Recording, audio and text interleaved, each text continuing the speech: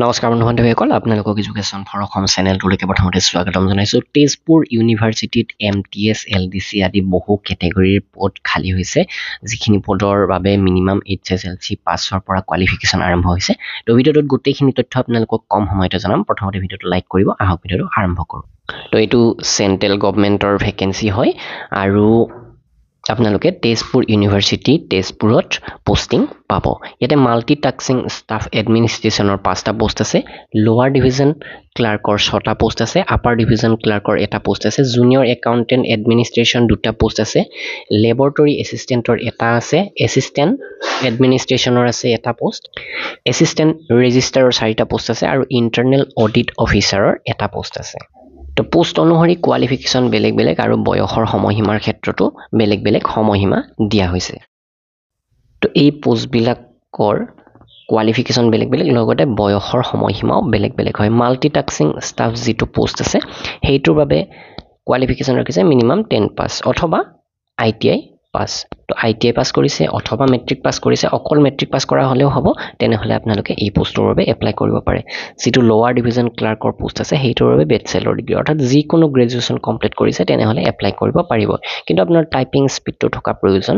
English টাইপিঙৰ ক্ষেত্ৰত 35টা শব্দ প্ৰতি মিনিটত পাৰিব লাগিব আৰু হিন্দীৰ ক্ষেত্ৰত 30টা শব্দ প্ৰতি মিনিটত টাইপিং কৰিব পাৰিব লাগিব। আপাৰ ডিভিজন ক্লাৰ্কৰ ক্ষেত্ৰত বেচেলৰ ডিগ্ৰীটো লাগিবই, লগতে 2 বছৰৰ অভিজ্ঞতা লাগিব লোৱাৰ ডিভিজন হিচাপে। আৰু ইয়াৰ ওপৰৰ যিমানবিলাক পোষ্ট আছে জুনিয়ৰ একাউণ্টেণ্ট, লেবৰেটৰী এছিষ্টেণ্ট তো এইবিলাক পোষ্টৰ বাবে একচুৱেলি যিসকলে অলৰেডি ছাৰ্ভিচত আছে তেওঁলোকেহে এপ্লাই কৰিব পাৰিব বুলি ক'ব পাৰি। তো আমাৰ যিকেইটা পোষ্ট সাধাৰণ কেণ্ডিডেটখিনি এপ্লাই কৰিব পাৰিব সেইকেইটা হৈছে মাল্টি টাস্কিং ষ্টাফ, 32 বছৰ বয়স সময়সীমা দিছে। তাৰোপৰি OBCৰ বাবে 3 বছৰ, SC STৰ বাবে 5 বছৰ, PWDৰ বাবে 10 বছৰ বয়সৰ ক্ষেত্ৰত ৰেহাই থাকিব। লোৱাৰ ডিভিজন ক্লাৰ্কৰো 32 বছৰ মিনিমাম আৰু যিখিনি ৰিলেক্সেশ্যন সেইখিনি আপোনালোকক জনালোৱেই MTSৰ নিচিনাই। তো আৰু ইয়াতে চাবলৈকে গ'লে লোৱাৰ ডিভিজন ক্লাৰ্ক আৰু মাল্টি টাস্কিং ষ্টাফৰ আটাইতকৈ বেছি পোষ্ট আছে।